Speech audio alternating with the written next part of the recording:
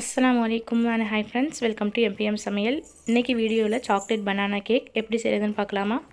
இந்த கேக் செய்கிறதுக்கு சாக்லேட் இல்லாமல் நான் கொக்கோ பவுடர் யூஸ் பண்ணியிருக்கேன். வாங்க வீடியோக்குள்ளே போகலாம். அது செய்கிறதுக்கு 2 பழுத்த வாழைப்பழம் எடுத்திருக்கேன். அதோட 3/4 கப் அளவு சீனியும் சேர்த்துக்கிடுறேன். நீங்கள் சீனிக்கு பதிலாக நாட்டு சர்க்கரையும் சேர்த்துக்கலாம். அப்புறம் 1/2 கப் ஆயில் அதையும் சேர்த்துட்டு இந்த 3த்தையும் நல்லா பிளெண்ட் பண்ணிவிட்டு வந்துடலாம். நல்லா ஸ்மூத்தாக பேஸ்ட் மாதிரி இருக்கணும், அந்தளவுக்கு பிளெண்ட் பண்ணிடணும்.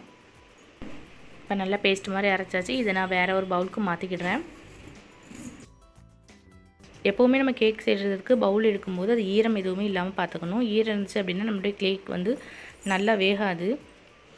இப்போ எல்லாத்தையுமே தட்டிட்டு நம்ம ட்ரை இன்க்ரீடியன்ஸ் வந்து ஆட் பண்ணிடலாம். அதுக்கு வந்து மைதா மாவு வந்து 1/2 கப் அளவுக்கு நான் எடுத்திருக்கேன். இந்த மைதா மாவுக்கு பதிலாக நீங்கள் கோதுமை மாவும் எடுத்துக்கலாம்.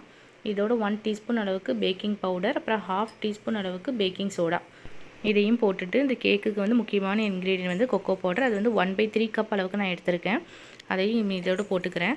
போட்டுட்டு ஒரு 1/4 டீஸ்பூன் அளவுக்கு மட்டும் சால்ட்டு போட்டு எல்லாத்தையும் போட்டு நல்லா மிக்ஸ் பண்ணி விட்டுக்கலாம்.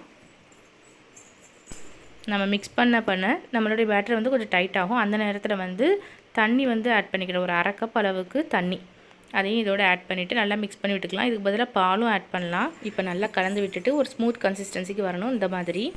இப்போ நம்ம கேக் பேக் பண்ணுறதுக்கு ஒரு பேக்கிங் ட்ரே எடுத்துகிட்டு அதில் வந்து ஃபுல்லாக ஆயில் தடவி விட்டுக்கிடுறேன். இது கூடவே நீங்கள் பேக்கிங் பேப்பரும் போட்டுக்கலாம். நான் வந்து பேக்கிங் பேப்பர் நீங்கள் போடலை. இப்போ எல்லா மாவையும் நான் இதில் ஊற்றிக்கிடுறேன். ஊற்றிட்டு 1 டைம் நல்லா டேப் பண்ணி விட்டுக்கிடுறேன். இதுக்கு மேலே வந்து சும்மா டெக்கரேஷனுக்காக நான் சாக்கோ சிப்ஸ் வந்து ஆட் பண்ணியிருக்கேன்.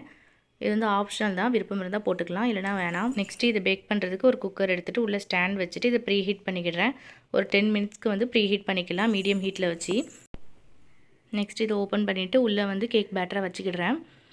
நான் குக்கரில் பண்ணியிருக்க இதே ப்ரொசீஜர் தான் கடாய்க்கும்.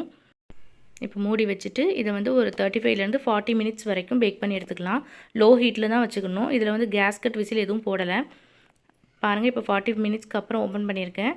ஒரு குச்சி வச்சு குத்தி பார்க்கும்போது ஒட்டாமல் வரணும், அப்படின்னா நல்லா பேக் ஆகிட்டுன்னு அர்த்தம். பாருங்கள், இப்போ நல்லாவே பேக் ஆகிட்டு.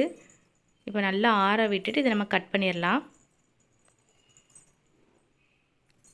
நான் பேக்கிங் பேப்பர் போடலாம், ஆனால் நம்மளுக்கு எதுவுமே ஒட்டவும் இல்லை. நல்லா சூப்பராக வந்திருக்கு. இப்போ நான் கட் பண்ணுறேன். எந்த அளவுக்கு சாஃப்டாக இருக்குன்னு பாருங்கள். டேஸ்ட்டுமே வந்து ரொம்ப நல்லா இருந்தது. கண்டிப்பாக வந்து ட்ரை பண்ணி பாருங்கள். ட்ரை பண்ணிவிட்டு உங்களுடைய ரிசல்ட்டை மறக்காமல் கமெண்ட்டில் ஷேர் பண்ணுங்கள். இந்த மாதிரி யூஸ்ஃபுல்லான வீடியோஸ் பார்க்க நம்ம சேனலை சப்ஸ்கிரைப் பண்ணிக்கோங்க. அப்படி இந்த பெல் ஐக்கானை ப்ரெஸ் பண்ணிக்கோங்க.